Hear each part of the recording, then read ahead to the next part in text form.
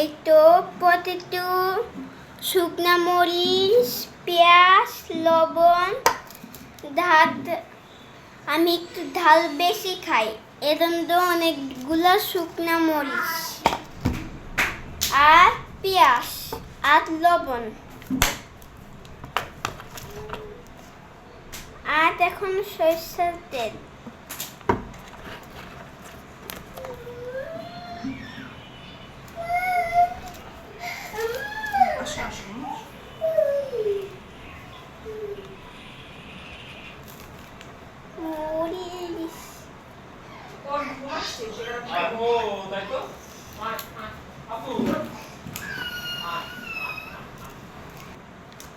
Hello guys, আমার আলু ভর্তা মাখানো শেষ। আমার আলু ভর্তা অনেক প্রিয়।